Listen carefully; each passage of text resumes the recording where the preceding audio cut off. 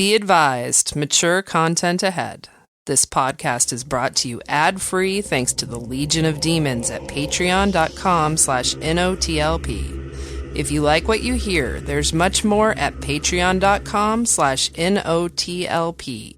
Join the Legion. That's patreon.com/NOTLP. And now the show. How do you do? Just a word of friendly warning. I think it will thrill you. It may shock you.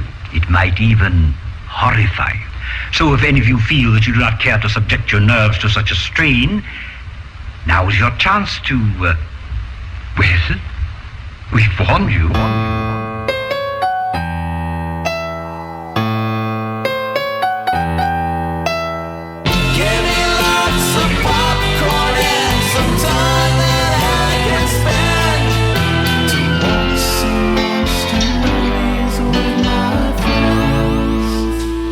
Eat the rich, take one bite now and spit out the rest.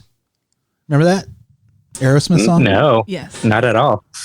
This month's theme is Eat the Rich. Yeah. Movies about... I can only eat a little bit of it because they're so rich.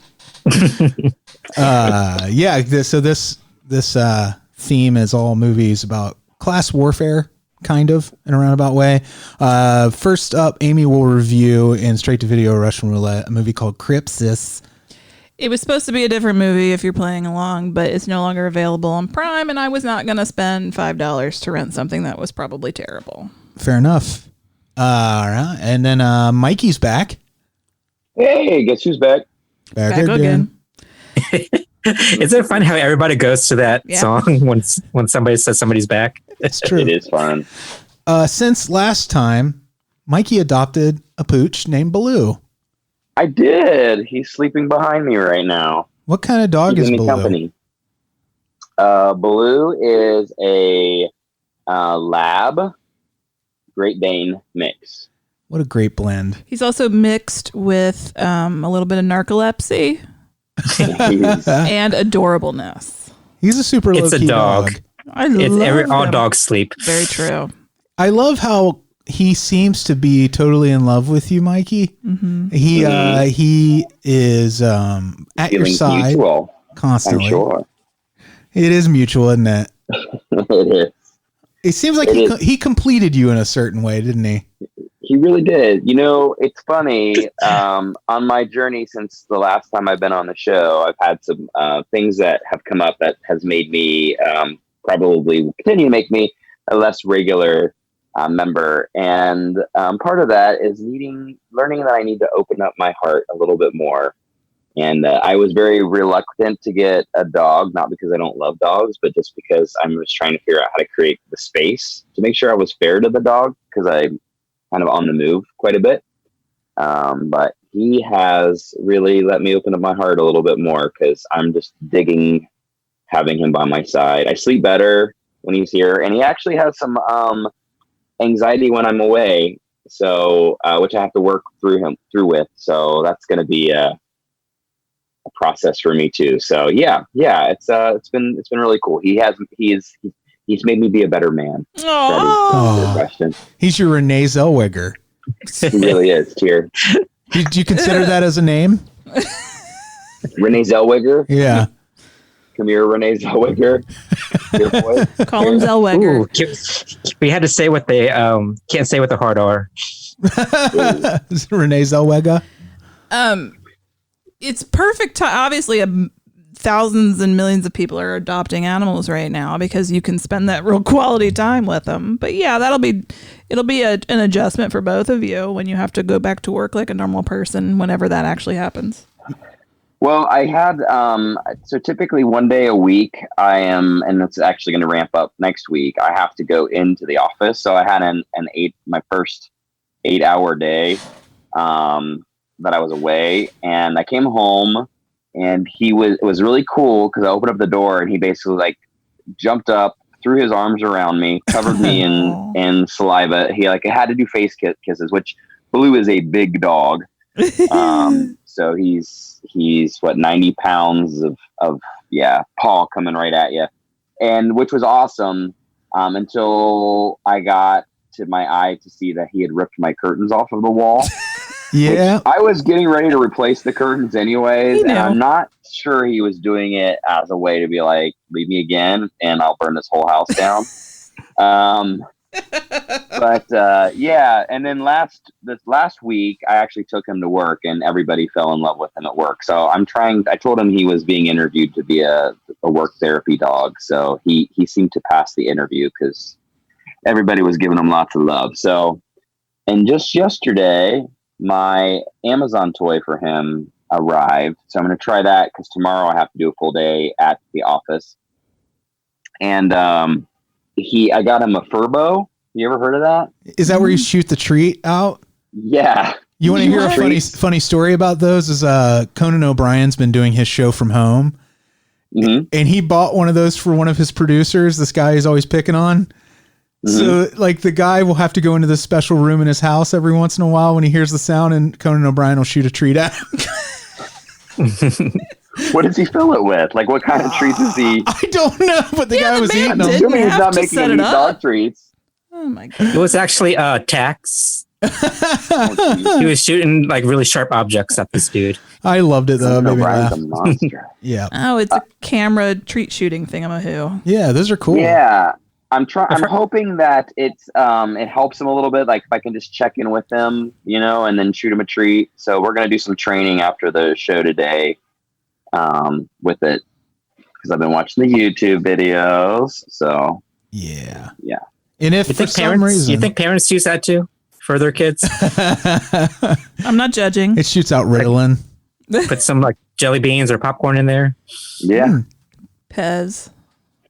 I'll tell you, if I become a permanent work from home guy down the road after this thing is over, I could always watch Blue for you during the day. Oh. No, if Freddy becomes a permanent work from home guy and I go to work, I'm gonna have to get him a Furbo. Or you can get me a And just Furbo. shoot out like cheeseburgers Ooh, at the Freddy, cheeseburger. so he doesn't tear up my house. I tore the curtains down yesterday. Well, I've been YouTube. I've been down the YouTube rabbit hole because I just found that there's another one on Amazon that the YouTubers seem to like better that the Amazon reviews did not. So there's a conflict.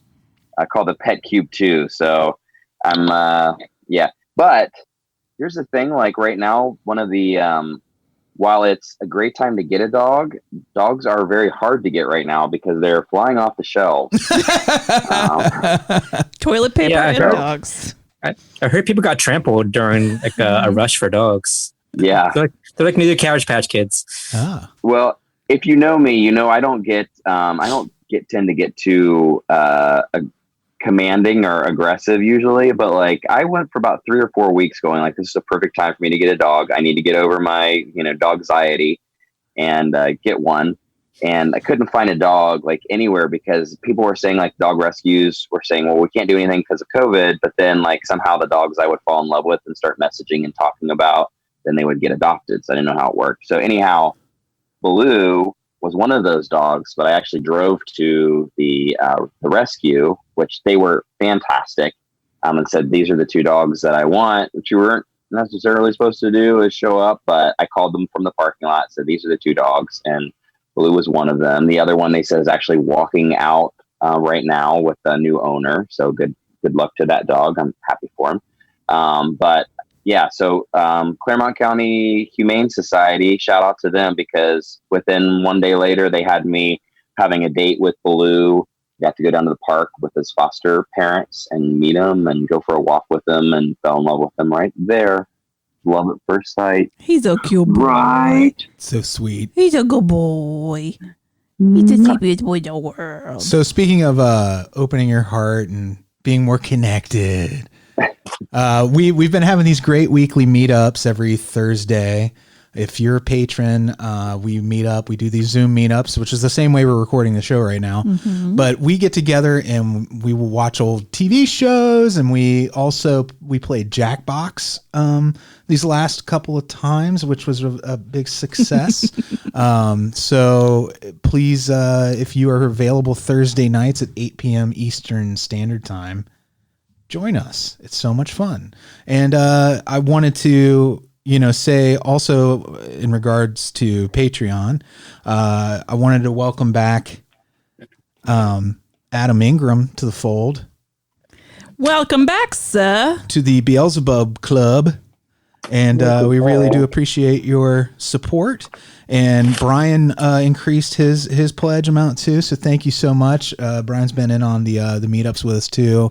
And we've been having a lot of fun. And he had made a comment about, he was debating on whether or not his kids were old enough for him to introduce them to our show yet. And he said after the last meetup, he has to wait another 33 years. That's good. So. Andy, That seems extreme. 33 years? Come on. Andy, is it fry time? Mm-hmm. Oh my God. It's fry o'clock. It's fry o'clock. I'll try not to. I'm going to mute my mic. Okay. McDonald's fry o'clock. Andy can't go a show without some fries. They look so good. I know. I want some. I know. I was going to grill us burgers, but it's raining like crazy. Oh. What, Mike? The Patreon has been a really, that meetup that's been happening has been a really cool way to get to know some of the listeners too. So speaking as Brian, it's really great to have those conversations and get to hang out. So, and we've got people from like all walks of life, all over the country, coming in to do this together. And it's almost like we talk about our families and our pets. And I mean, we get into stuff about things that we don't discuss on the show, which is really, it's just really nice. It's been real therapeutic. I don't feel lonely or disconnected at all during this because of you guys, which is great. Yeah. Speaking of Zoom, we did something really different on Zoom last night. Hey. Ooh. I don't mean that. I was just being You know what I'm saying? Mikey had this awesome game called Detective, right? Yes. It's Detective, a modern crime. Oh man. Game thing. Sorry. That's A right. modern crime game thing. So you know me, I love gaming of all types, video game and board games especially, but there has been a kind of push for me right now to try to find games that would be good to play over Zoom.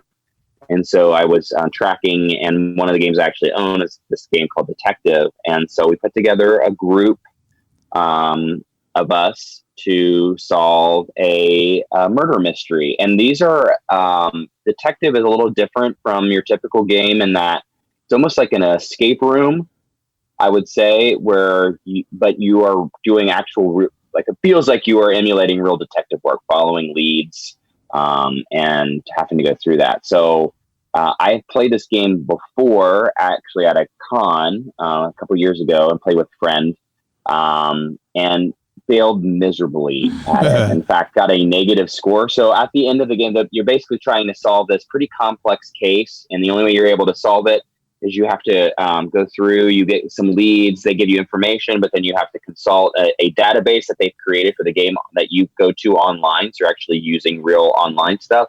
And you're also able to use like Google Maps, whatnot, to search for clues. So you're really feeling like you're doing detective work. And then at the end of the game, the way you win the game is you have so much time, so many days, virtual days, that the game, basically the commodity in the game is time, that every action that you do requires so much time. Once you get to the end of the time that you have to solve this case, you have to do your case notes, which basically is the game asking you certain questions about the case. You answer the questions, and then you get your score and how you did and whether or not you passed the case or not. So I got a negative score the first time I played it, but with this crew of freaking murder lovers. I love a murder. I just love it. Lovers of murders, lovers of Jessica Fletcher. We actually had Jessica Fletcher was part of our group. She was there. Played by Andy. We got a perfect score. Yeah. We nailed it. We killed it. We're the best. We're the best. Fun. So we actually played. I would recommend, you don't actually need to buy the game. For anybody who's looking for something fun to do over Zoom, look up Detective, a modern crime game.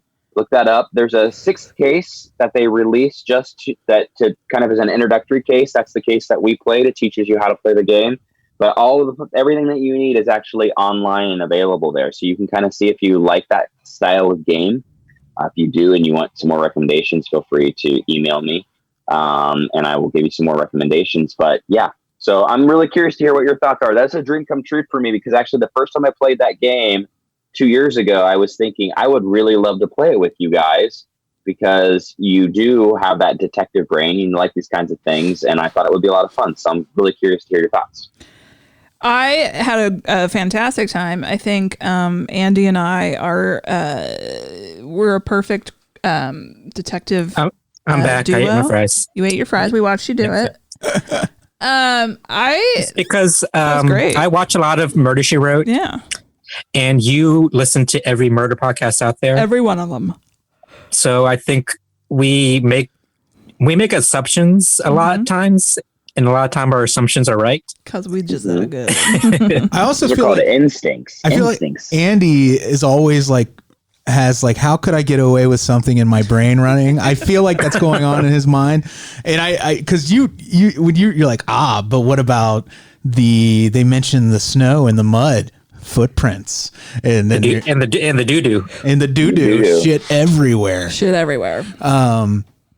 Yeah, so I have a notoriously short attention span. Oh my God, you don't even understand. Like the first 20 minutes of us playing this, Freddy's on his phone trying to figure out how to reconfigure the Zoom windows so he can have a better view. And I'm like, Can you just get over it and pay attention? And he can't. I'm so squirmy. Oh, but I did. I'm so sorry. No, you're fine, Andy. After about 90 minutes of playing, I started to settle in though. Yeah. You did. And I got into you got into the fun part where you did the character voices. Oh yeah, that was fun. Yeah, well, we let Freddy be silly, then it's fine. I swear to God, like watching a show with him sometimes, or like a movie that he's not paying attention to, which is half the time. And it's funny because he's notorious for calling us out on being on our phones. Well, and he's like, wait, so-and-so is that guy's sister? And I'm like, they said that 4 hours ago. Well, the difference is I think part of it is my jealousy of I can see you guys you'll watch something, but you'll have your phone out. I'll be watching something with undivided attention and still be like, what? What? Tiger shock. Yeah. What? So yeah, sometimes I struggle. Yeah. And I don't want to take away our, I'm sorry, but I don't want to take away our detective skills, but we kind of clocked the murderer right away. Yeah. Because she spelled her name with 2 L's. Melissa with 2 L's. Come Misa. On. Oh, maybe that was a spoiler. So you have to watch out for those girls that spell their name weird. Oh, shit. Yeah, we did just spoil it. Sorry. It's kind of funny because I sort of feel like this instinctual, like I'm a game sommelier almost. Like I can usually connect. Somebody tells me sort of the things that they're interested in. I can find out. I can connect them to a game and get them into the hobby pretty easily. And Freddy is like the unknown variable because I know at his heart, his soul, he is a gamer. Mm-hmm. But there have been multiple games that I have tried to teach, that I have tried to have to adjust he is an advanced game sommelier picker-outer because it's about unlocking the spirit he's your of the worst gamer nightmare. that's inside him. I'm a hard target. Not at all. This is a lifelong journey. I'm in it for the long run. Here's the irony of this, Mike. I used to run really elaborate Dungeons and Dragons campaigns when I was a teenager. And I mean really elaborate stuff at week to week. And I rarely had to pull out rules books to see how to resolve situations. I used to know this stuff inside out, and it was instinctual. I think part of it was because I was running the games. I was so involved in the minutia of what was happening that I had no other option. But as a player, I'm just I'm like a golden retriever. Well, Freddy, have you always had a short attention span, or is it something that's kind of I always developed later in life? It always have, and then I think the lifestyle I had for just a couple of years before I met Amy made it worse. If that helps. That what lifestyle? Was it hard and fast or something? It was a messy lifestyle. It was a couple of hard years. No, but I fixed him. I get that, Freddy, because I love board gaming, but I love video gaming too. And I've noticed that as I've gotten older, and for me personally, my attention span I know is shorter. Video games are hard for me to do. So this all this COVID stuff has given me more of a window to sit down and kind of lock into video games. I know tons of people right now are playing Animal Crossing. Yeah. I'm trying to go back and finish Zelda, I actually finished the game Control. So this is like, it's reinvigorating me right now because I realize like, even though sometimes I don't make the time for it, I do love gaming. I will always be a gamer. So I get that. Just having to try to lock your brain into that, locking into something. It's harder to do now. Yeah. It is getting easier for me in the quarantine situation, especially like we've played Diablo 2 weeks running in a row.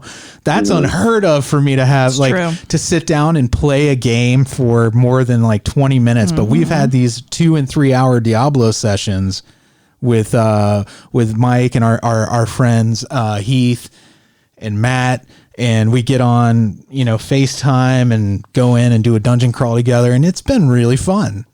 Yeah, it really has been. It's kind of like the olden days. Yeah, it does feel like the old days. Being on friend and saying like, let's meet up online, which say olden days and being online gaming is ironic, but whatever. Yeah, makes me miss playing StarCraft. That's a game I used to play a lot when I worked for Blockbuster. We would close the store, and then the people I worked with all played StarCraft, and we would meet like up. A LAN party kind of thing. Well, we would all go home, but then we would get online and play StarCraft together, and it was awesome. It was great. And Amy played StarCraft. I did love StarCraft. Yeah, it was great. Yeah. Oh yeah. I like mining the minerals or whatever. It's been a while. I don't remember, but I remember loving it. That's right. Yeah, it's a fun game. Cool world. Cool. Yeah. Thanks for that nerd moment, guys. It was the nerdiest thing that's ever happened on this show. Should mention, of course, that Kelley's not here today. If you're a friend of his on Facebook, you'll have noticed he and Alise had to put down their sweet baby girl, Tess. She was a beautiful angel doggo. She was so sweet. She was just a nervous, sweet, beautiful baby. She's like a prototypical of what pit bulls are. I know pit bulls get like a bad rap, but if you get the right one, well, if you raise them correctly, like all dogs, pit bulls tend to be the cuddliest, sweetest dogs. Oh, yeah. And Tess was one of those. Yeah. Like she was just a sweet gal, and she'll be greatly missed. Very much so. And he and Alise are just taking some time to work through their feelings. Yeah. Like, I don't want to put down the other dogs I've had, but Max just really stands out in certain ways. Like, my other dogs have stood out in certain ways, but Max was always the cuddliest one of all the dogs we've had. And he was a pit. Yeah. I wish I hadn't been so scared of Max. Because I'd come over to Andy's and he would meet me at the door. Max he would just growl at me like he wanted to tear me to pieces. Well, yeah, I think it's the same way how when I come to your house, the dogs bark and stuff. Mm-hmm. Yeah, but Max had such a deep, booming growl, and plus like the stereotype of pit bulls being killers. I think that kind of contributed to it. But he put on a good show. So like nobody was going to mess with you. But yeah, our girls, especially Elsa, does the same thing. I've only ever met good pits, so I don't have that bias. See, I was attacked by a police dog when I was 8, and it was real bad. What were you doing? Yeah, what were you doing? Well, it was a dog. Did you obey the commands? It was a dog I played with as it was being raised from a puppy. And one day they had a front yard with those like wooden ranch style fences that really don't block anything. And he came out in the front yard, and I was like, "Hey, Smokey," and he just bolted at me and went after me. Like I did something that triggered him to attack, and he was trying to kill me. You know what you did. It was bad. I was in the hospital and everything, but like, he gave me gave me a respect for big dogs. I have a scar on my back still. Like the cop who owned him was like called him off, and I made it back across the street, and I sat down on my parents' porch, and there was a splash of blood. Like I sat in a puddle. I was bleeding so much that it splashed up and over the chair. So like they rushed me to the hospital. I got stitched up. It was really ugly, but it's not a bad dog. I love dogs, and it was a German Shepherd, and I still love German Shepherds. Yeah, your next door neighbor has one of the sweetest dogs ever. Yeah, he's a German Shepherd. Two. Yeah, he has 2 of them now. They're beautiful babies. You got over it. Remember that time I attacked you? Yeah. And you had this big fear of Asians for a while? I did. I said, and you got over it. You did. I did. I can't even eat rice anymore. Remember that, Andy? That guy at the VA? Did I tell you about that, or were you with me? I can't remember. No, you were with your dad. And there was some guy who was a Vietnam or Korean vet, and he was like, I can't even eat rice anymore. It's like, sir, we didn't need to know that. I know, like, when older people say horribly racist things, sometimes you just gotta let it go. Yeah. You gotta pat them on their head and go, yeah. We just looked at each other, our eyes got real big. Me and Deb were like, oh my God. So yes, if you follow Kelley on any of the social medias or just like Kelley as a person, send out the good vibes. Even if you don't, he deserves some good, just be nice. Good vibes. Yeah. That was hard. And Alise raised Tess from like a year, I want to say. She was just a little scrumple. Yeah. Yeah. Very sad. Yeah, we're all still isolated for the most part. Sometimes life just kicks the shit out of you. I know. Like, I don't want to speak for Kelley and Alise, but like with all the stuff that's going on in the world, on top of that, your dog dies. Like, can I get a fucking break? Yeah. I mean, it's the worst. This is clearly not even on the same level, but I went to take Freddy's car somewhere the other day and it wouldn't start. And I was just like, fucking shit. But then I was like, fuck? It's like, well, I don't really need to go anywhere. Plus I have my car. If it's going to happen, now's the time for it to happen. Like, God damn it, right now. But then it's fine. It just sat too long, apparently. It only sat for like 2 or 3 days. Yeah, I don't know. But it's been sitting a lot. I don't understand how cars work. So I got to start it every day. You just put your feet on the bottom and start running, right? I thought about it. Yeah, but that would do. Okay. If I can just like give a quick plug for just wellness checks. Yeah. Like during this time right now, especially, it is absolutely okay that, and I have to tell this to myself, that our emotions are what they absolutely are. There are so many changes and things that losses to mourn that you don't ever want to do any kind of like comparative suffering.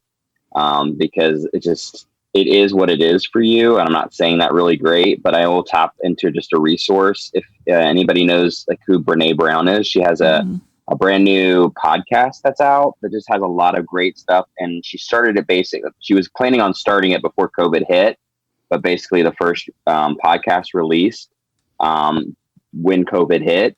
And she's just got a lot of really great things in there about like how to have some personal wellness through all of this. So it's absolutely okay. Cause I just think, I don't know about all of you, but for me at least, like one day I'm just like, I love this.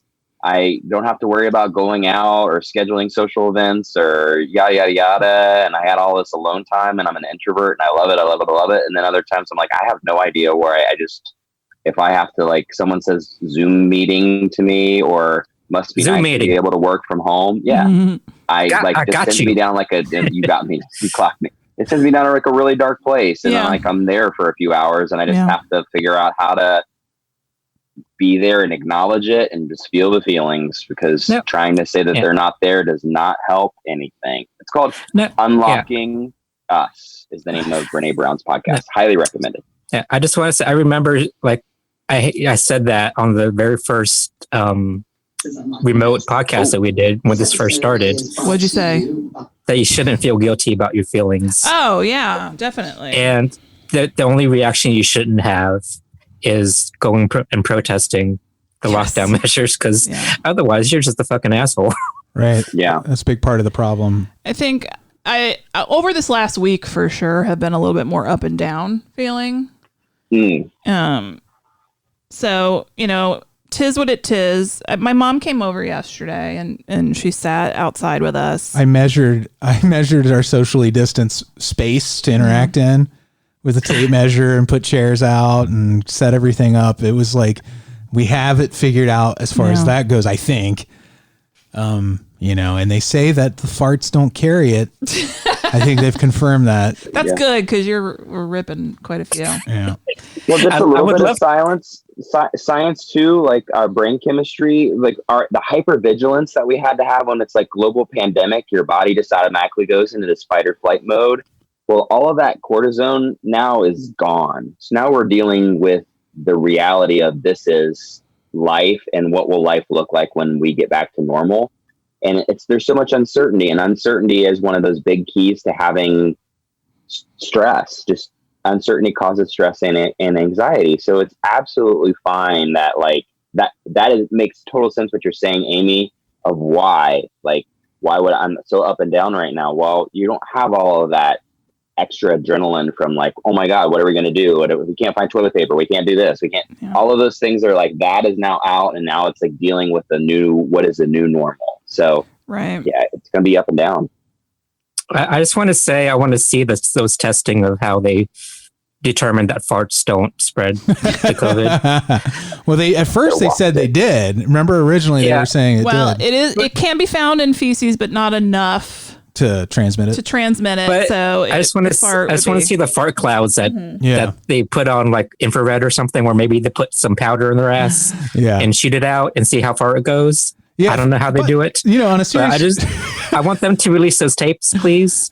Well, I just want to see the fart tests. At least you're wearing pants most of the time, so it's kind of like a mask. I encourage anyone who is thinking, anyone who's listening to this, and you're probably sick of hearing about COVID-19, I'm sure. So we'll get to the horror movie talk soon. But anyone who doesn't get why the purpose of wearing the mask is to protect other people. Like there's a great video NBC did. I think they ran it as part of like the Today Show and Dateline and all their different news shows, where they show what you're talking about, Andy, where they do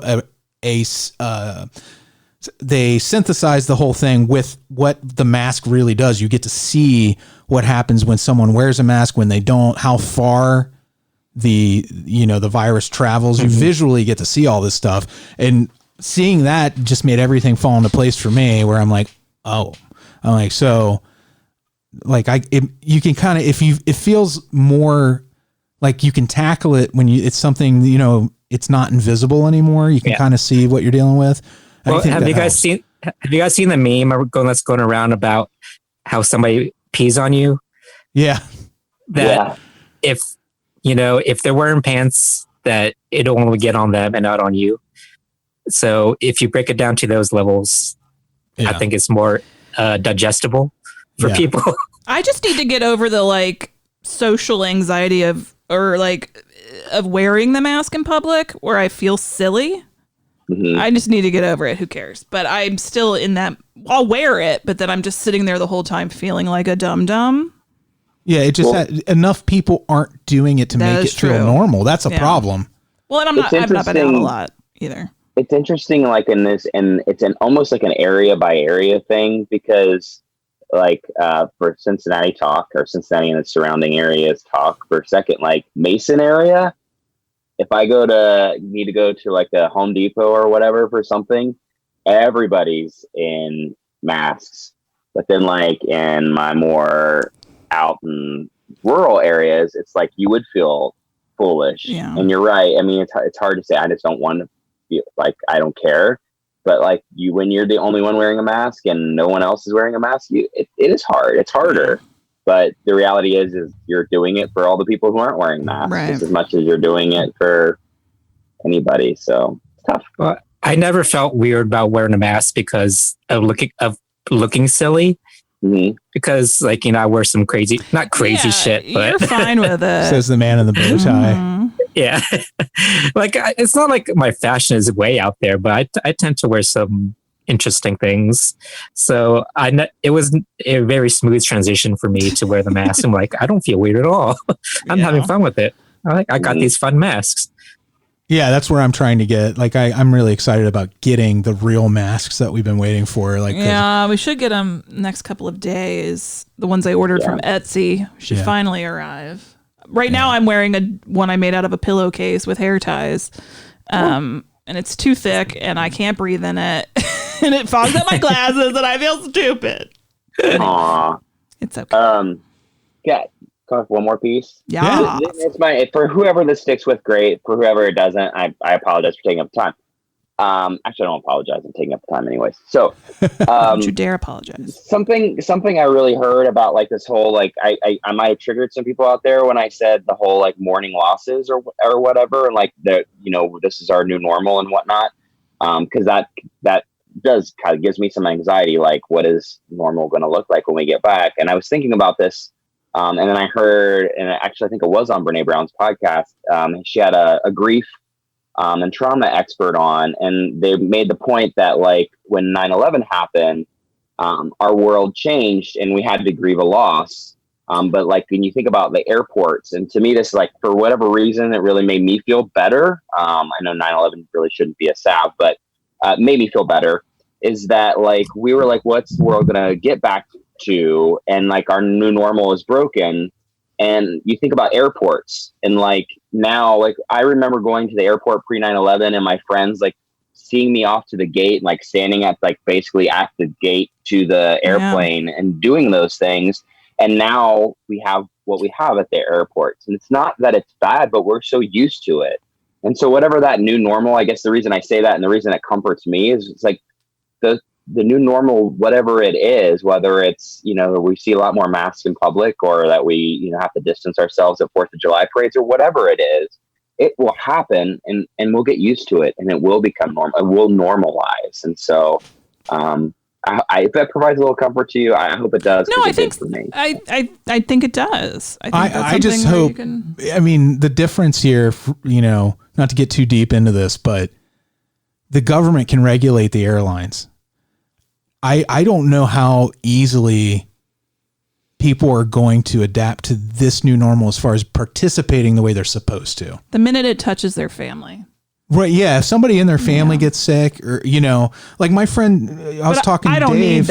I don't need that. Dave lived in New York until very recently. And we were talking last week, 8 people on his block have died from this. I mean, that's insane. Wow. So, I mean, like that's 8 people he knew have died from COVID-19. So like, that's just wild. I mean, obviously we don't have that again, cause the population density is different here. Like I agree with you. Like it might take them touching their immediate family. I mean, if you see where people are protesting, right, it's where it hasn't gotten bad. Right. So that's all you need to know. I don't need that. I'm ready for the we. I'm ready for the we. I don't care about me. I care about the we. I care about weed too. I'm not a selfish. I'm ready for the weed. Butthole. Yeah, you love that Nintendo gaming system, yeah. Yeah. Yas, queens. And then Disney released their face masks, and I can't wait to get my Star Wars ones. Have they said when they're coming in? I order those too. Mid-June. Okay. Yep. But can I just tell you, Disney had the opportunity to really price gouge there. 4 masks for $20. You tell me that isn't great. And they're donating money. Oh, I didn't see that part. That's awesome. Yeah, they're donating masks and money. There's a men's, I think it's mostly men's. They might do some female. Oh, they probably do everybody. Called JCRT, but they're they basically they're known for their flannels and plaids. And I ordered some face masks from them. I ordered Tron face masks from them, which they're just in the colors. Anyhow, they're donating everything that you buy from them. They're also donating to workers, and it's just it's a really cool. Those are the kinds of things I'm really liking to hang my hat on right now, because it's like there's a lot of good out there. I know there's those idiots and you see them, but there's a lot of good things, a lot of good people really stepping up to be heroes right now. So, well, it's funny because I don't know how many masks I need because I never go out. So yeah, Freddie and I just ordered 2 for us. I figure we can wash them. Yeah, I have 2 masks, and those have served me very well because I only tend to go out once a week, if that, to go to the grocery store. Mm-hmm. And every now and then I would have to make an emergency run somewhere. But I don't know how many masks I need. I can wash it every time I come home. So I think until it falls apart, maybe you're good. Yeah. I don't know. No, I'm just going to wear just the straps. Just the straps. Yeah, the elastic straps. It's still good. It's still good. All right. So you guys, is that everything for the open? Anything else you want to add? One more. Just kidding. All right. Oh, happy birthday, Esther. Yes. Happy belated birthday. Happy birthday, Esther. Mucho love. Mm-hmm. Hello, boys and girls. It's time for Straight-to-Video Russian Roulette.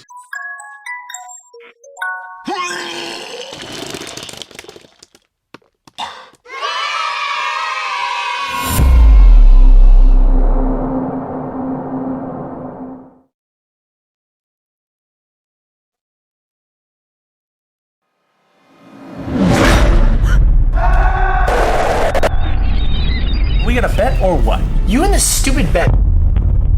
Let's make it interesting. Harker on. You guys know the stuff they say about Harker Island's BS. Urban legends. Screw it. I'm in. Let's go.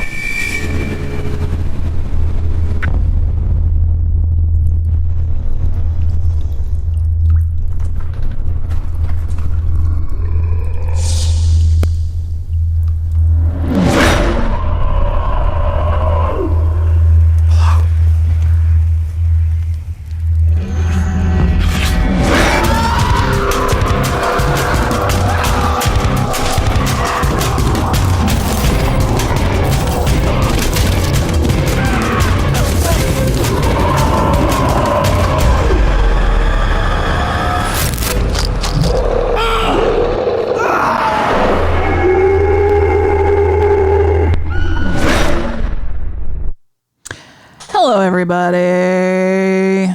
All right. So I was supposed to watch a movie called Lake Artifact, but like I said at the beginning of the show, I go to Amazon Prime to watch the movie, and it tells me I got to pay to rent it. And I'm like, no. It's like, no, ma'am. I'm not going to do that. So I scrolled down underneath it, and they give you like customers who watched Lake Artifact also watch this. So I found the one that was the newest out of that bunch and watched it. So this is why we're talking about Crypsis. Crypsis? Yeah, it's when your sister's a Crip.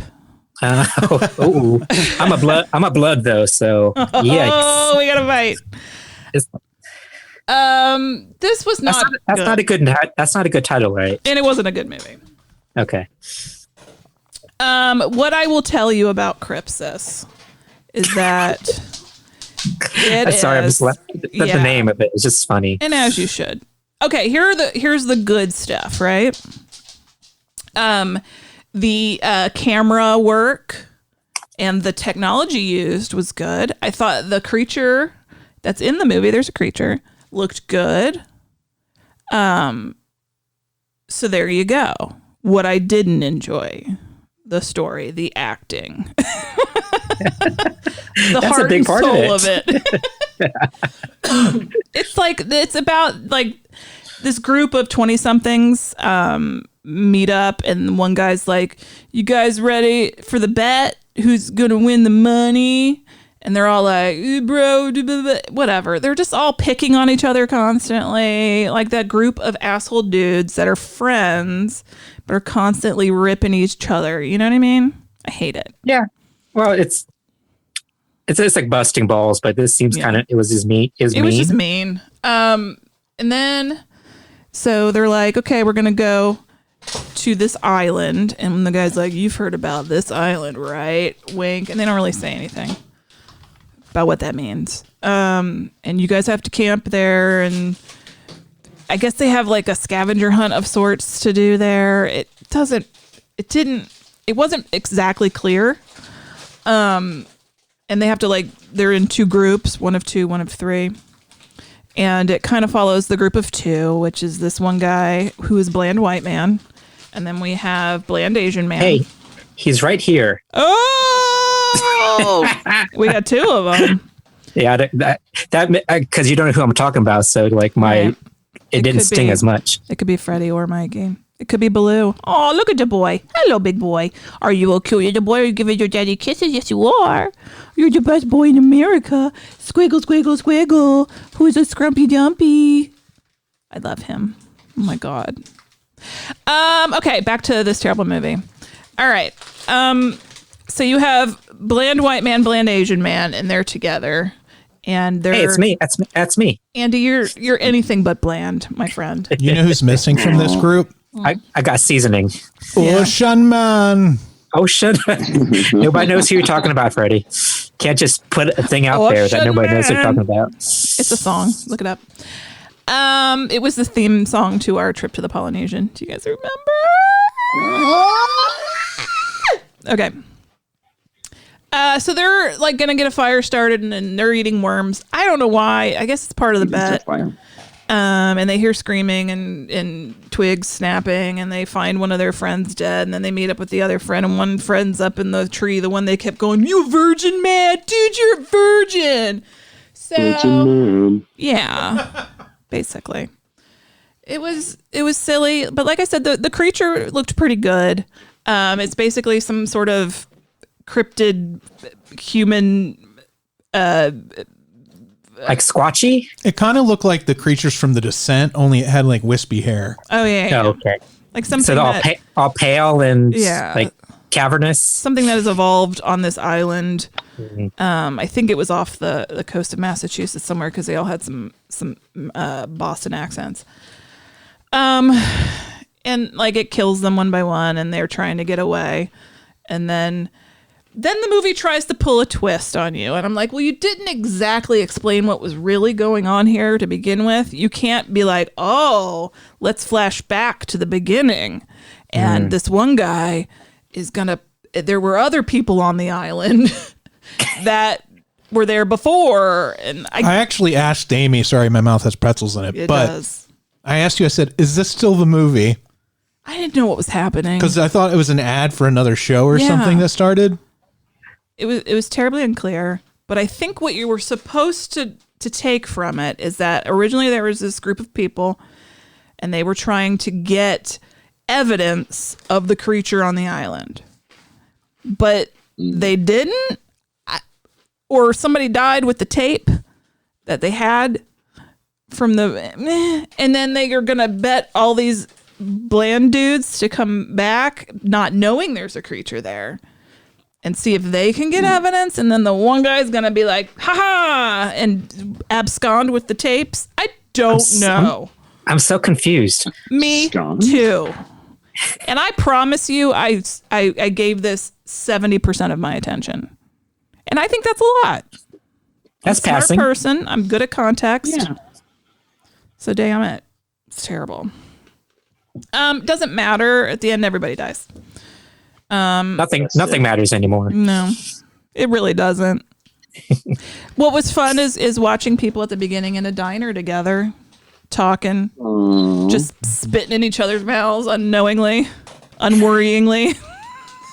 If they only knew. Breathing in each other's air like it's okay.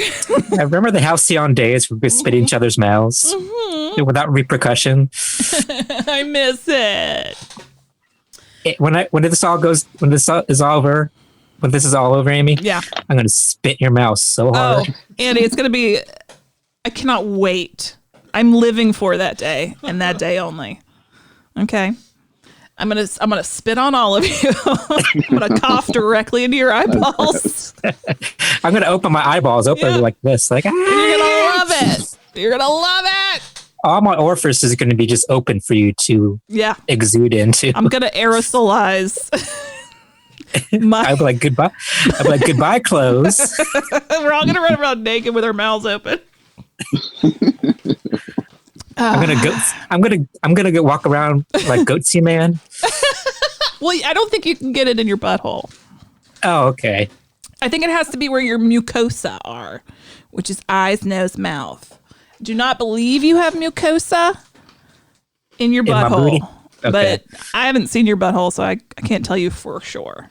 It's really mucusy. You say that, am I thinking of a Pirates of the Caribbean reference? Huh? Is there a pirate? Is there one of the pirates? Thinking of Barbossa? Barbossa, that's what it is. Okay. Remember he was just walking around with his butthole open? Yeah. In the Pirates movie. Yeah, that's what you're thinking of, probably. Like it was okay. So there you go. There's the absolute bullshit that is Crypsis. Oh, I'm sorry, Amy. You don't need this on top of whatever else is going on.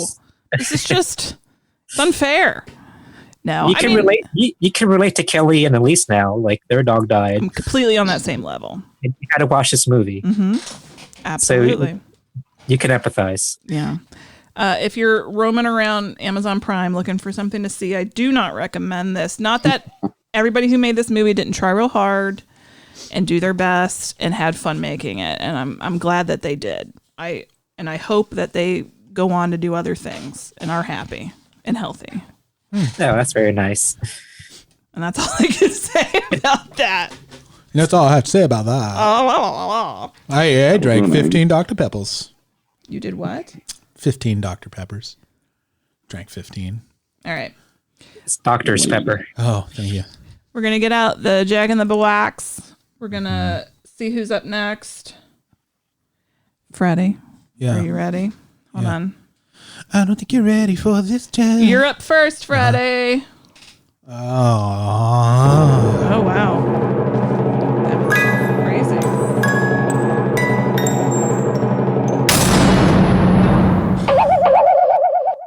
Freddie Dunn got the Jack in the Box. Remember how you said life sometimes just craps all over you, Andy? Yep. Here we are. I'm kidding. This is on Hulu. It is another one of those Into the Dark movies. Oh, I'm so sorry. Well, I like those personally. It's called Crawlers. Crawlers. On St. Patrick's Day, a night of wild parties and drunken revelry, 3 unlikely friends band together to save a college town from a vicious horde of body-switching aliens. What makes them unlikely? Are they different politics or? Yeah, okay. It's just unlikely. They each live in different states, and somehow they just... That is so unlikely. It's unlikely. That's so random. Oh my gosh. It's so random. So there you go. Freddie will review that for next show. Yeah, I'll do that. All right. Let's have some water and a break. We're going to have a quick break and some water. I hope you guys like water. I'm going to pee. We're going to have some. Amy's going to pee. And we're going to have some water.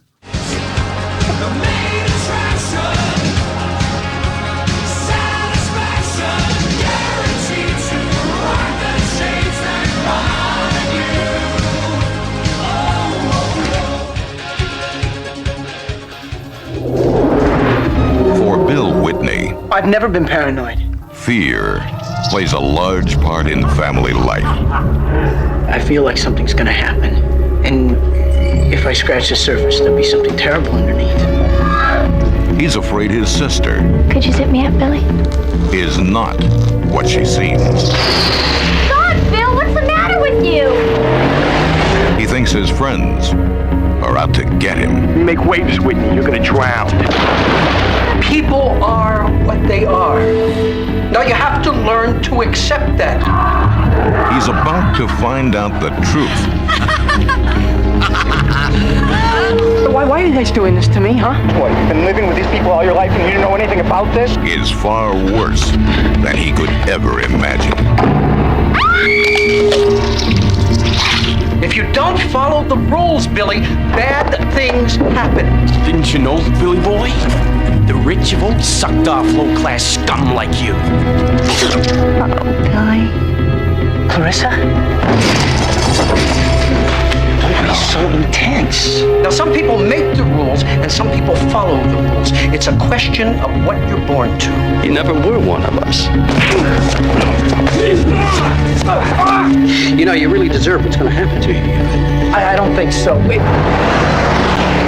Can't you see they're setting you up for something? You know how I hate to give you drugs. You're officially dead. Don't go home, Billy. No. Bill Whitney is about to become one Showtime, Billy! with society. Who are you? Let me give you a hand, Bill. In Beverly Hills, what you fear is only the beginning. Anything for society. Oh, Billy.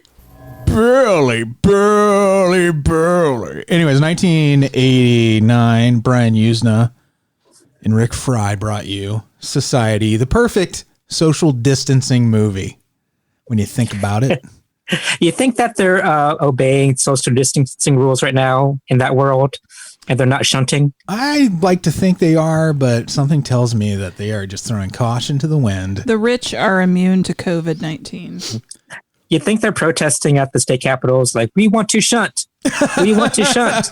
Let us shunt. You can have my shunt when you pry it from my cold, dead proboscis. Let me just tell you, this was the most bizarre fucking thing I've ever experienced. You know what I love, though? In a good way, though, right? I think so, yeah. As bizarre as it is, IMDb sums it up in one sentence. An ordinary teenage boy discovers his family is part of a gruesome orgy cult for the social elite. Sure. No. Yeah, that's spoon feeding the people. Yeah. The description.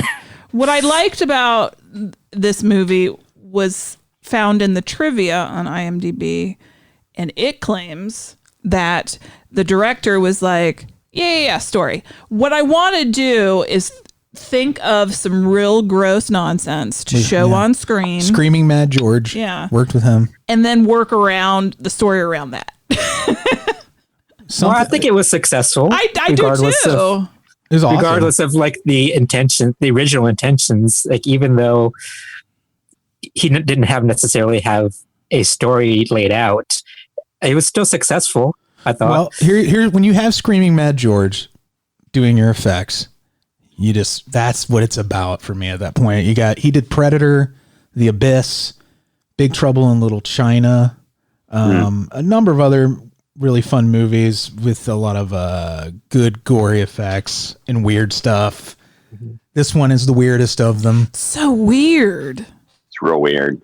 Yeah. Okay. Yeah. What? Billy Warlock, son of Dick Warlock, who played Michael Myers in Halloween 2. Yeah. And who has been to, I think, a number of Horror Hound weekends, if I remember right. And what a fun name, too. Dick Warlock. It really is. He sounds magical. I wonder if that's his real name. Are you making it sexual, Andy? No, it's his fun name. Regardless of what your first name is, Warlock is just a fun last name. It is a great name. Billy Warlock was mostly a soap opera actor. And this movie kind of has some soap opera vibes to it, actually. When you strip away all the weird stuff, what's left behind is basically the Californians. California. But Billy plays a character named Billy. What a stretch. Ooh. I know. Who stretch. He suspects he may be adopted because like his sister, Jenny, right, is having her coming out party. Or Debbie, I guess in the South, is that like a debutante's ball or something? Sure. Or a cotillion? I've never come out. I'm not supposed to be in society. Oh, well, there you go. Billy has, I guess, kind of a friend named Blanchard who is being inappropriate, hiding in his sister's bedroom and spying on her. And they have a falling out because of this. But Blanchard's like, wait, there's some weird shit going on you really need to know about. Well, I'm just wondering how Blanchard came to this conclusion that weird shit's going on and why he felt the need to bug Jenny and the parents. I just want to see his train of thought, like what he saw to make him to believe that some weird shit was going on. I think Blanchard he's like a tech geek who was probably already spying on her because he liked her. And then he maybe saw her in the shower, as Billy eventually does, where she's got a front butt. No, was it front butt or back tits? I think it could have been either one. I think maybe it was back tits. But then she had a backwards head too. Because I saw back tits too, Andy. Yeah. I think because her head was the other way. So I think it's just back tits. Is it half empty or half full? You know what I'm saying? Potato. Yeah. So Billy has been seeing Dr. Cleveland. This is kind of the wraparound. I think they added this in later to help kind of prop up the weird movie they had. He has these appointments throughout the movie with Dr. Cleveland saying, I think I'm adopted. He's been hallucinating. maybe not. Maybe he's really seeing these things, but the doctor is convinced he's been hallucinating.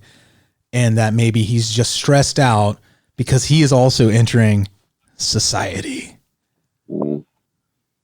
In one appointment, okay, first of all, this psychiatrist just keeps a bowl of fruit out. I've seen plenty of therapists in my day. Not a one of them offered me fruit. Also, like his fidget. Yeah, and then one appointment, Billy just takes a big old bite out of an apple and just sets it back down. Yeah, in the bowl. Earlier he had taken a Gross. bite out of one of those apples and it was full of worms. Yeah. Was he just testing it? Is that why he put it back? You think he's just like, yeah? Because remember he was like, yeah, no worms, doc. Yeah, he's just an asshole. Like, I just want one bite. I was going to put the rest back, turn it around so nobody can see the bite. He was checking to see if it had a coconut center. Yeah. It's so weird, this movie. Like, it's super weird. It's just weird how it's structured too. Like, in addition to the visuals, it's just weird. Like, Billy's got a dumb blonde girlfriend, but then there's a brunette that is seducing him at the Clarissa. debate. She's explaining it all with her legs spread in the front row. Yeah. And she's hanging out with the other high society preppy kids. Yeah. Ted Ferguson. Was that his name? Yeah. Yeah. It was Ted Ferguson. When he's the main villain, the guy who had the party that Billy and his girlfriend weren't invited to. Yeah. But when they said Ted Ferguson, I was like, wait, no. All I could think of was Ted Ferguson. Have you guys seen the previews for that new show called Turdy Works? It's spelled TIRDY, and I think it's a lady who makes shit. She makes crafts out of poop she finds in the woods. I don't know, Freddie. We didn't have to have that conversation. I thought I dreamed it, and every time it comes on, I look at Amy and like I try to make sure there are no worms in the apple, so to speak, and make sure I'm dealing with reality. But yeah, Clarissa is, I guess, the slut character.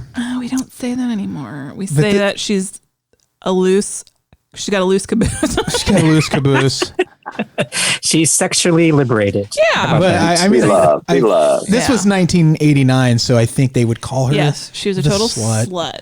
Or a skank. She's a skank. And when I say I mean in the archetypical literary tradition of the word slut, not in the derogatory. The Shakespearean slut. Yeah. And then like he's got this other buddy who reminds me of Patrick Dempsey, who has the kind of curly hair, and he's the buddy that is. He just pops up here and there and then becomes really important at the end. He's like the true ride or die. Yeah. Like he's the guy who you can trust sidekick wise, he's the guy who, when you go to him, he's going to give it to you straight, even though he's been pranking you with toys. I don't know why. Why was he pranking him? I just remembered. Yeah. He started to explain. Doll. He put a voodoo head in his car, and then a blow up doll and then like there was there's a Ken doll with a nail in it. Yeah, and then he stuffed the Ken doll in the blow up doll's mouth for the other prank. Very weird. Did anybody watch the Joe Bob? That's how I watched it. That's how I watched it too. I wish we had. We should have watched it with the Joe Bob. We should go back and watch that. We will. Yeah. It was really interesting about that scene, specifically saying that he thought maybe it was because there was like some gay sexual tension. Yeah, like those would be things like you would do to I don't know, like jealous boyfriend type stuff. Yes, that's what it was. Jealous boyfriend. Yeah, I mean, that makes sense. Yeah, it was just interesting to see like Joe Bob blush. Oh, he blushed. Get caught up and stumble over his words because he didn't know how to describe what was going on. Oh, it was very cute. Let's put it that way. This movie made no damn sense. Yeah, so Shauna, Billy's girlfriend, wants to go to Turd Ferguson's party. That is such an 80s name. Like, I think this is the last living Shauna in the wild. I used to work with one. Oh, did you? Oh. Yeah. But, like, I don't think people are naming their kids Shauna anymore. No. I mean, they're going to be an endangered species. They're going to be like one last living Shauna in captivity eventually. Just like the name Karen. You can't name your kid Karen now. Yeah. Yeah. So she's like, give me an invitation to that party. And Billy's like, duh. And so he... How'd that go? Duh. It's the hottest party in town. Yeah, it's so funny because he's our hero, but he's such a doofus. Oh, he's the worst. Absolute worst. And like he goes over to talk to Turd Ferguson and they're all bullying him and he's like, well, that sucks. But like his parents score him a invite somehow, right? Before that, though, doesn't he hear the tape, Blanchard's tape at the beach? Oh, yeah. Because Blanchard plays this tape that he had hidden a microphone in one of Jennifer's earrings. Yeah. And he got a recording of her talking to the parents about her coming out party. And it's real gross. It's real gross. And she's talking about, it sounds like they're talking about like having sex with everyone. It's basically that joke, The Aristocrats. And yeah, I mean, it feels like exactly what they were going for there. It's just The Aristocrats. And if you don't know what that is, Google it. And it'll all make sense. All of it. Well, it had the iconic line, first we dine and then we copulate. Yeah. Yeah. That's a great quote. Yeah. Like there's all this very alien discussion, just not what you would expect. And then and then just lots of sexual noises. But just the way they talk about it is just so formal in a way. Yeah. Like first I'm going to, have sex with this person and then this person, and then we're going to do it together. And this is the parents talking to their daughter. Yeah. It's really disturbing. I feel like this moment, it kind of made my skin crawl listening to it. And Billy's like, Blanchard, gross, man. And then he gets the tape. Yeah. He's going to bring it to his psychiatrist and his fruit bowl. Yeah. And he goes to the psychiatrist, and this is very much like a Rosemary's Baby moment in this, where he's like, I have the tape. I need you to listen to it right now. It's the middle of the night. He said, no, come back tomorrow during my office hours. And he does. Good boundaries. Yes. Yeah, that's good, as a therapist should. And when he comes back to play the tape, it's completely innocent talk about the coming out. And they're just talking about dancing, who she can dance with and everything. And then Billy's like, no, somebody fucked with this. Blanchard, he gets Blanchard on the horn. And he's like, Blanchard, you got another copy of that tape? Blanchard's like, I'm on my way. But Blanchard doesn't make it. He gets in a horrible car accident. You think. But he doesn't. But then yeah, Billy goes to the dumb party, and then he gets seduced by Clarissa. He does. I thought that was a really creepy scene. It's super creepy. Where they're in kind of bed together, and then a second or third arm kind of sneaks out. And her legs are in the wrong place. Her legs are weird. And it's just off enough where like I think visually, like that's what's great about this movie is the moments sometimes feel like they could be just a trick of like, you sometimes you think you see something and it didn't really happen. Mm-hmm. And I think they play this moment like that where then she's kind of normal again. Yeah. Right. And then we see her awesome mom. Oh, the mom was great. God. What? Oh my, it was Mongo. Yeah, I don't want to be like make it sound like offensive, but I thought it was a dude at first in drag. Well, I mean, it was deliberate. I think that was deliberate. Yeah, I think it's played that way, but it could be looked as very like transphobic or homophobic. Yeah, but I had fun with it just because the way she looked, it was like she was just had that open, like she was catching flies the whole time. Yeah. She reminded me of that big monster from Looney Tunes. That had the part in the middle. Yeah. Oh, the hairy monster. Yeah. Interesting haircuts. Yeah. Monsters have such interesting haircuts. But yeah, I just loved her because just the way she looked, and it turns out she was a good guy. So kind of, I think she ate somebody. I had fun with her because when they introduce her, she pulls a clump of hair out of her mouth. Like she definitely ate somebody. We don't know who. But you get you kind of get the feeling that she doesn't really want to be in the society, and she's kind of like an outlier. Well, because she's I think just a blob of clay. She's like damaged somehow. With like makeup on. Like she's not. She shunted too hard. She shunted way too hard. It's so weird. It is fun though how she does like you get the impression that maybe all of these society characters aren't necessarily 100% evil. It's kind of like maybe she might be the result of inbreeding because there is so much incestuous stuff going on. between the society people. You know, I didn't even think about that. So weird. I don't even remember. Like, it's all just a blur of goo. What happens next? Like, it was just. Pretty much is. Oh, when you get to the climax, you mean? Well, Billy just keeps getting gaslit by these people. Yeah. Yeah. Well, that what he's seeing is not real. Yeah. And it's all in his mind. But eventually, Blanchard's funeral, though. Yeah. That's a great moment, I think. What happened? At Blanchard's funeral, they go up to see the body, and his friend, they're like, it doesn't look like him. And his friend pokes the hole in his cheek, and it just crumbles, and he collapses. He thought it was reconstructive, work to make him presentable for the open casket, but it's just a completely fake body that you reveal in this moment that Andy was leading up to. The thing I most remember about the funeral and really the whole movie, why did women and men, but the men in this movie, like every piece of clothing they wore was too big. That was the fashion of the 80s. Clothes didn't fit men. I know, but I think you can objectively say the fashion. It was a blousy time. Is bad. It was just It was Do you not weird. like the blousy, bouncy boxer briefs? No. Not in that look. Everybody's pants had like triple pleats. Everything was loose except for Billy's panties. Billy's panties were super tight. Don't say panties. I didn't mind that part. Panties. That was very nice to look at. Yeah. Apparently he did not like his butt, the actor. Yeah. He didn't like his own butt. Oh. Like at the funeral, he was just wearing this like humongous, like he shrunk in it. It was Talking Heads influence, I think. Oh, okay. But I just want to bring up, Amy brought up the fashion. There was at one point I literally clapped in my room by myself. I was like, yay!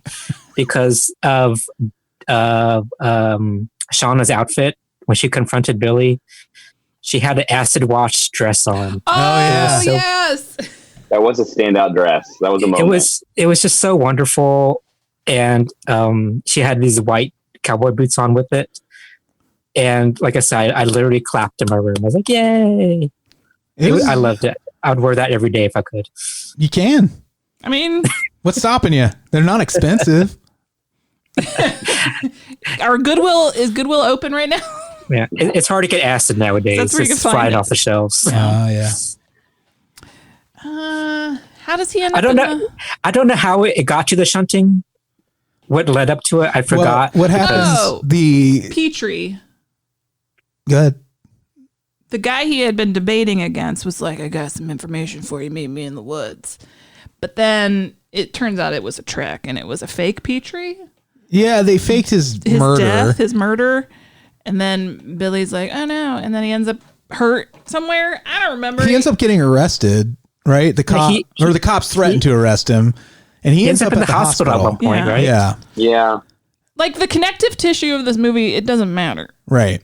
It's all about what you see. Well, the important part is his buddy, his ride or die friend, has followed along with old open mouth mom. Yeah, him and I love this little duo. It was like he just like come on and just brought her along. It was very cute. This like ragtag group of people. And they because he was there to witness that they were pulling the wool over Billy's eyes, he's able to confront him at the hospital and tell him. And there's a weird back and forth with these two at this moment. Billy's whole dialogue in this scene and everything is very just fucking strange and like all over the place. I don't even know what they were going for exactly. It doesn't matter. But I still love it. It's one of those things where I'd rather see an interesting performance than a good one sometimes. Yeah. And I don't even know if it was that interesting at these moments. Yeah. It's like later when he ends up back at his house, I guess, and he's gonna do something, but then he's surprise. Yeah, the big party's happening. Time for the shunting. The shunting. They're hunting for a shunting. Shunt is a gross fucking word. Shunt is a gross word. It's a gross word. Nasty. And this whole scene, from beginning to end, I was old mama open mouth the whole time. Like I was like, This is up there with the climax to Dead Alive, I think. Yeah, it's gross. The spectacle of it. It just kept building. Just when I thought I saw it all, yeah, it throws more at me. Like, wow, I didn't think it would go there, which is surprising considering the stuff I saw before. Right. But it was like just the way they built up to it to more shocking moments was very interesting. I love the scene where he, in the midst of all this, where he also obviously they reveal his psychiatrist is one of this group. Everybody, parents, sister. The judge is the character they keep talking about. Friends, who's always chomping on cigars. And Turd Ferguson. The Turd Ferguson. It makes me laugh. Thank you, Andy, for that. They're all part of it. And he comes up to the parents' bedroom and the dad is rubbing his sister's shoulders. It is the sleaziest thing I've ever seen. I imagine this is what's happening in the White House right now, maybe. But oh gosh. But it's like, because the guy has a Trumpy vibe anyway, and like he's rubbing his daughter's shoulders, and the wife is sprawled across the bed. She looks like Ivanka in a way because she's like that blonde ice princess. Yeah, it's nasty. Like the orgy begins, like the judge just like, doesn't he get naked? Yeah, except he still has a cigar. They bring out Blanchard and they're like, let's go to town. We got 2 of them tonight, but we'll start with Blanchard. And this is where you reveal Blanchard was alive this whole time, just waiting to be shunted. And that means that their skin and fingers and mouths just meld. They shunt. They shunt, baby. Shunt the devil. What else? Shunt at the devil. Shunt at the devil. And like, I actually thought the guy playing Blanchard was doing a really good job of just conveying like the pain and horror of it. I heard they had to cut his performance down for it being too disturbing, right? Yeah. Because he's just being like drained. He's being shunted to hell and back. Yeah. I love that his buddy steals the cop's uniform and is freely wandering through the orgy and just pulling faces at what everybody's doing and going like, ooh. I feel that's a good reaction. I didn't know how I would react if I saw that. It's a much needed comic relief considering what you see happening on screen. Is so horrifying. Yeah. Well, I feel like it could easily be played for laughs, but it was nightmarish. Yeah. Like the fisting. Yeah. Like you see the judge just like go under the sheet and fist Blanchard, but he's putting his entire arm up through his mouth. Yeah. Up and out again. Up and out again. Yeah. It was so weird. So there were moments in this were really incredibly difficult to watch. Does he eat a birthmark? He gets somebody else's birthmark, I think, when they reconstitute. Blanchard. I think it was Blanchard's because he had that one on his cheek. Yeah. Oh yeah. I didn't piece that together. And like later when he's done, the one time he takes his cigar out of his mouth and then replaces it with As gross as all that stuff was, like the thing I found the grossest was the little hairballs. Oh yeah, they cough up hair that they were coughing up.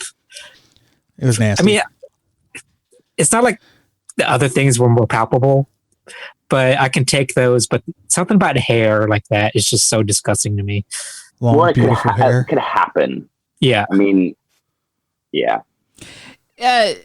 Billy's parents and sister had kind of wandered off while everybody was shunting Blanchard. And Billy, after one of the best dad jokes of all time. What was it? Oh, he's "fuck you, butthead." Earlier, I really am a butthead. Yeah, the callback is he is a butthead. His head's in his butt. Like, but then the dad makes the fart noise. Yeah, he goes, with his.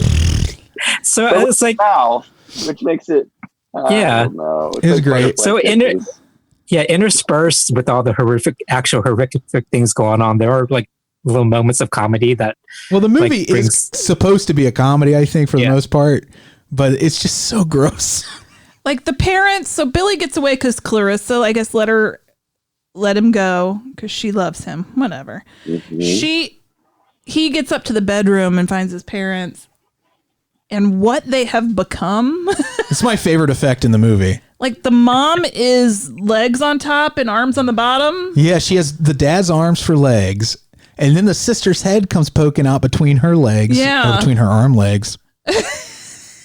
Well, she's kind of like the head pussy. The HPIC. Because that's where the sister's head is. I guess. Where like the vagina is. Yeah. So you got a head pussy and back tits. And you almost feel like, are they and mouth anus? Are all of them just one big organism? Like you never really say. I don't know. When the mom gets out of the bed, that was horrifying. That was legit fucked up. And then he finds the dad, whose face is now where his butthole was, and we just discussed that. And I don't need to relive it. But you know what? They were having so much fun. They were having a great time.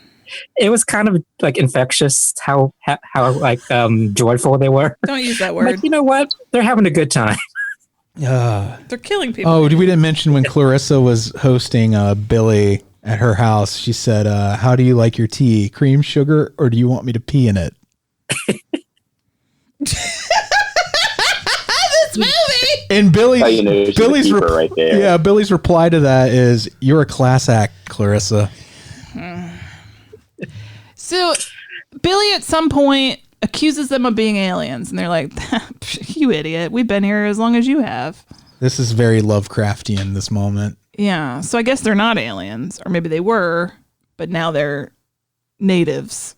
Because he calls them dirty aliens again after that. Yeah. And they're like, "You're not listening. This is why you can't be part of society." Yeah, it doesn't matter. Then he gets in a fight with Turd Ferguson. And I love this fight, by the way. Yeah. It is great. It's not like, for me, there's something about where the orgy part was too much, because the body horror stuff just always, I know it's supposed to, it does what it's effective, but this was like the practical effects, like the face melting, like kind of brings me back to like that bun. Yeah. Like just Indiana Jones, the melting. I don't know. I just really enjoyed it. And Turd Ferguson's like karate fighting style. I don't know. I loved it. Wasn't he in his underwear the whole time? Yeah. He had the same panties that Billy had. Yeah. Billy did. They bought a 6-pack. Yeah, they probably did save money. But Mike, I think part of why this orgy scene is extra gross is they didn't put any blood in the scene. Instead, they just have like, it looks like Cetaphil face wash, like slathered all over everybody. It's just like a clear slime. Yeah. It's worse. It's worse than if it had been blood. It's crystal gravy. It's wet. Yeah. It's real wet. The only thing that would have made it grosser for Mike is if it were like ranch dressing or something, right? Mayo all over. In everyone's hidden valleys. Oh. But during the orgy, I was kind of like impressed how evolved they are. Like they don't see sex or gender. They would do anything with everybody. Care. Yeah. Yeah. They're like, good point, Andy. Get while the shunting's good. Yeah. So I feel it's, in a way, it's very progressive. Except for if you're poor or they will eat you immediately. Right. And the consensual part. Billy legitimately turns Turd Ferguson inside out. Yeah. It's real nasty. It's real gross. And they're just full of worms? Yeah. Inside? Where's the skeleton? They don't have one. You can't. I don't know. He couldn't be like karate kicking and fighting. But you gotta understand, the medical field is different in this movie. Like, remember the Dr. Cleveland said to Billy, "You're just a little bit paranoid, Bill, within normal ranges." Oh. Within normal ranges of paranoid. Okay. Yeah, don't cars this movie. You can't. But I want to. I want to understand. I want to understand the anthropological aspects of never mind. Also, I wasn't real sure why they bothered raising Billy. I mean, like they sent him to a great school. Well, he was in the debate team and an athlete. I think they did it just so they could shunt him eventually. It was like livestock, basically. Did he have to? That's how. That's how I saw it as. So you think like they have to get to a ripe shunting age? Yeah. Otherwise, like there's, so it's like a tomato on the vine kind of situation. Oh my God. But why bother with all that extra stuff, man? They bought him a Jeep with a license plate that said hoops. Although baby. wasn't he a football player? No, he was basketball. Oh, he was basketball. Well, okay, that makes sense. I think you're dabbling in the theme of this movie. I mean, like he's their trophy, right? Like he's a pretty boy. He's an athlete. He's got anything he wants. He's in all of these different things. He's their trophy. And like, what better conquest than to knock out the trophy on your wall? I don't know. I don't want to take it too far, but yeah, it's a society thing. Yeah. Have you ever eaten one of your trophies, Mike? He's thinking about it. I recommend bowling. They taste like nacho cheese. I have no trophies. Oh, you might eat out of your trophy. Here you go. If it's like a Like you'd use it as a bowl. Yeah, like fork. the Stanley Cup. Yeah. Yeah. You know the people that have that eat out of it. So what happens at the end? I don't remember. Oh, Dr. Cleveland turns into a big hand.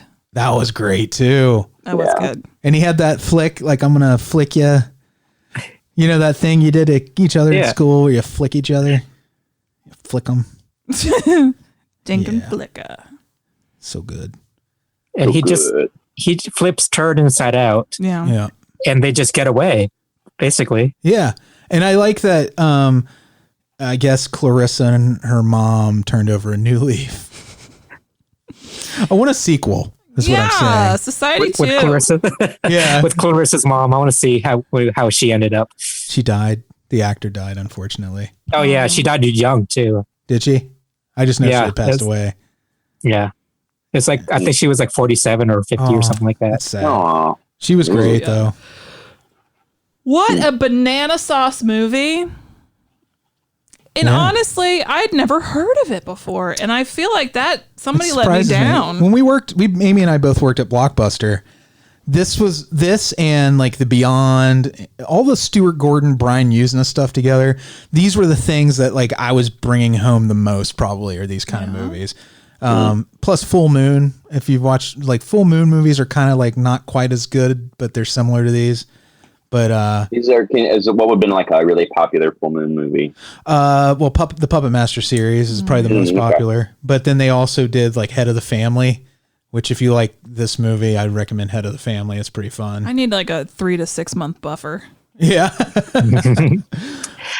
It's a good time. I think they got the message of the movie across very well, that, you know, these rich people are literally feeding off of other people.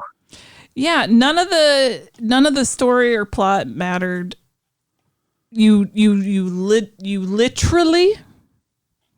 literally show that in graphic, bizarre, uncomfortable detail. Do you think anyone like met their future wife or husband in that pile of the actors? I mean, that were part of that orgy. That's very romantic, Freddy. I like that idea. Yeah. But they're never going to tell their kids. How'd you guys meet? Well, we got it on tape. Oh. What if that was your dad? And they're like, my dad used to be in movies. Oh, really? Would I know him? Well, how do you think they're billed on the cast? Like, are they like Shunter number 3?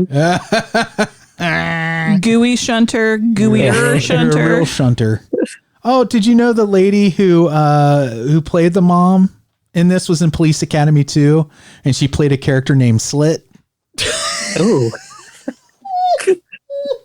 She slits and shunts. Really? Police Academy 2 got away with that. I guess that would have been... Wow. We should do a whole series of podcasts on the Police Academy movies. Just saying. So she was also in a movie called Cold Dog Soup as a character named Leather Freak. Please let's not go down the entire list. She was in Father of the Bride. Oh, okay. This movie, you know what? I liked it. I liked it a lot. Yeah, it's like do I mean that? Regardless, I think so. regardless of what happened before the shunting, I think it makes up for it. That's regardless of anything that happened before, you're going to remember this movie forever. Yeah. It's creative. It's fun. It's just a lot of fun. It's real horrible. But leading up to it, I like the way that they built up the tension that he's like in this cultish society and this life he thought he had, he doesn't really have. It's like Fred says, very Rosemary's Baby.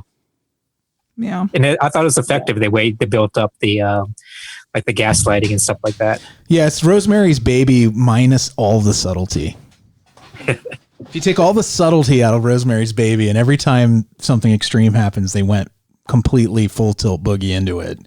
That's what you get with this. This bonkers. This definitely is one of those movies for me. I did like it. I never want to watch it again. No, God, no. No, I'm with you on that. Absolutely. I used to feel that way about Natural Born Killers, but I feel like I should watch it. Yeah, it was. I saw it in the theater, and I was like, okay. I was like, how do I process this? I was really upset, and then I was like, I never watched it again. But then I did watch all the extra content they put out with the Barbarian twins and all that. Mm-hmm. But revisiting that movie, I feel like it would probably feel tame now. Mm-hmm. You think? Compared to some of the stuff we've seen?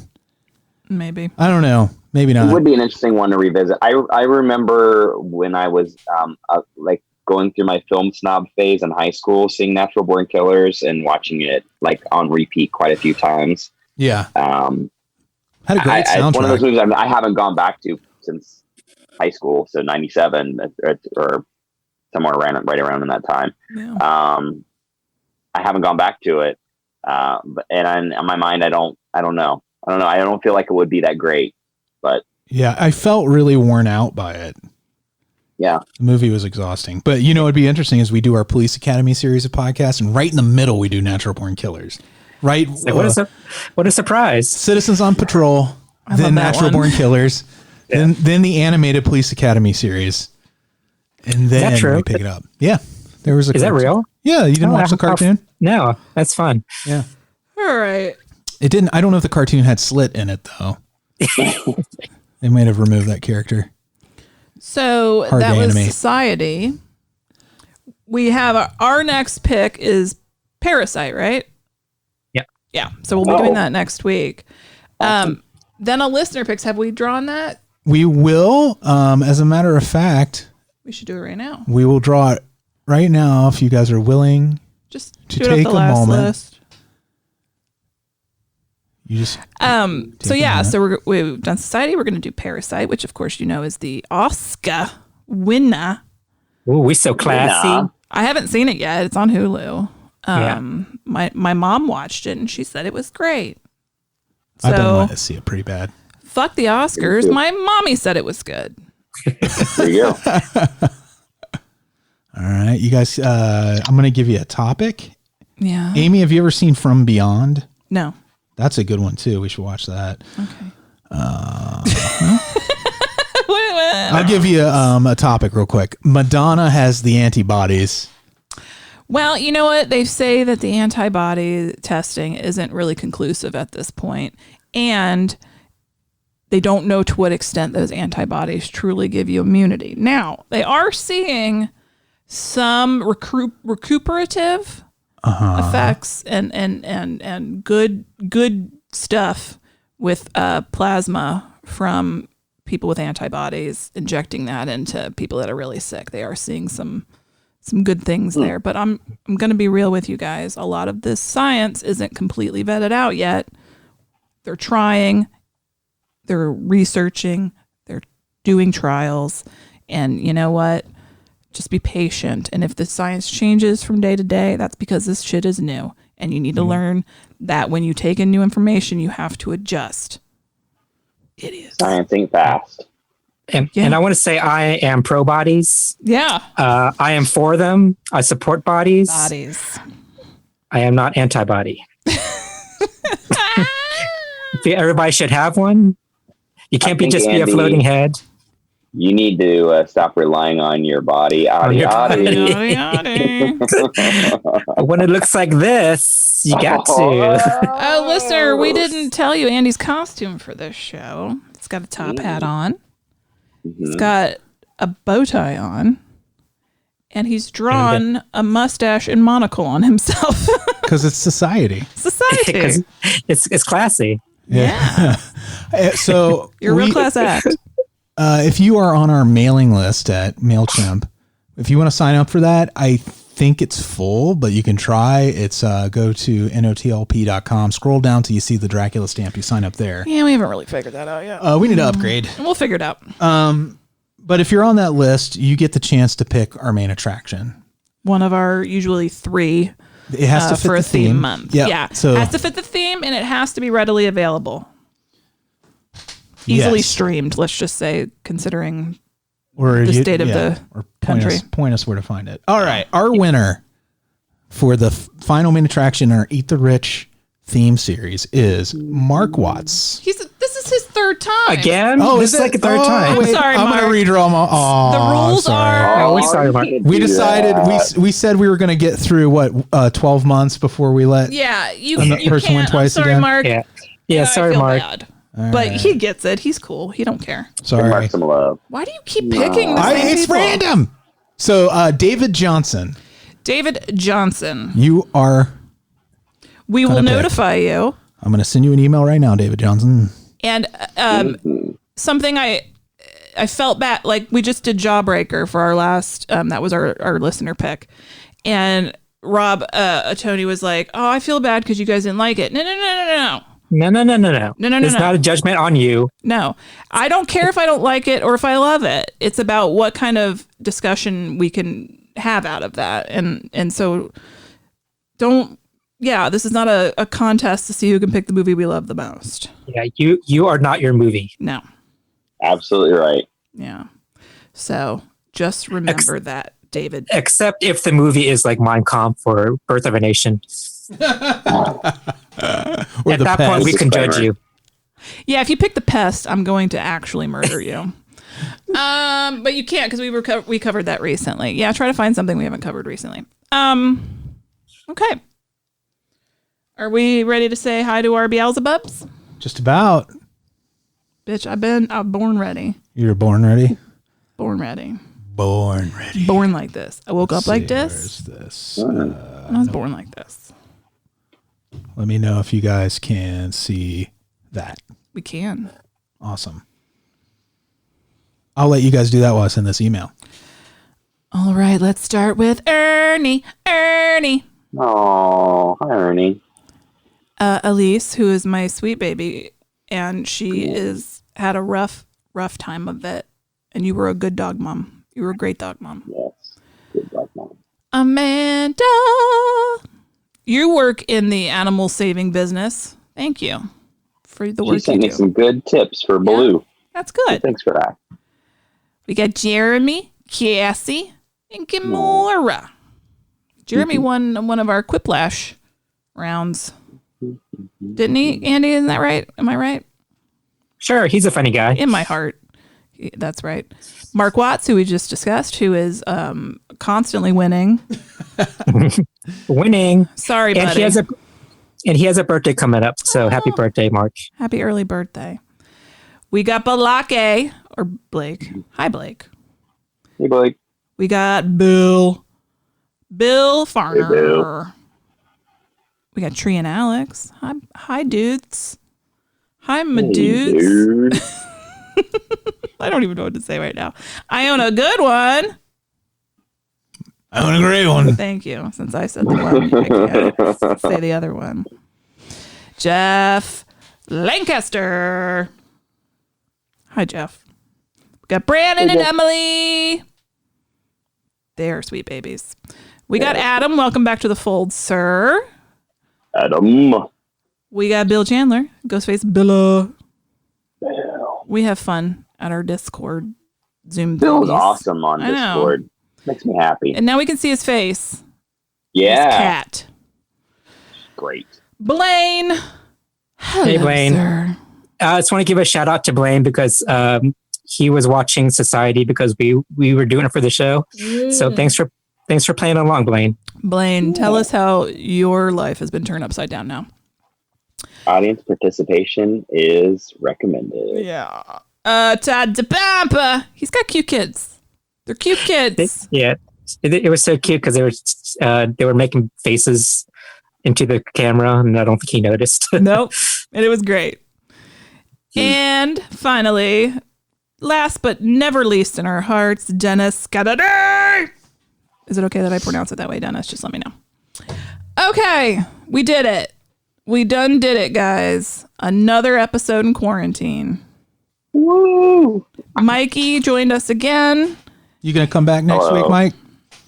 Yeah. You're always welcome, sir. You know that. Should be fun. This we'll is get your the home. whole crew back together. Yeah. Maybe I can get your microphone to you. It's just sitting in the closet right now.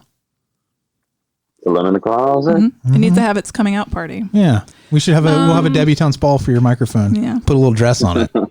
We were just cooking up an idea for a little special content that may or may not be Disney World related, because let's be real, that's what we love. You know you own it. Also, there's an extra Sunday this month. Oh. So we'll be doing 4 shows on our theme instead of 3. Damn, son. When that happens, it's magic. All right. That's too much content. Yeah. All right. We love you. Stay safe, stay healthy, stay home. All right. Bye, everybody.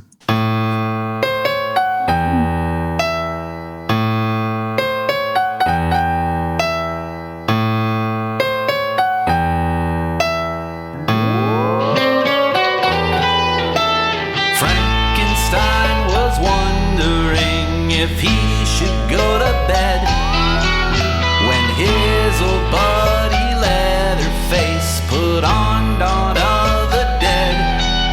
And Igor made the nachos in a severed human head, and they enjoy the movie with their friends.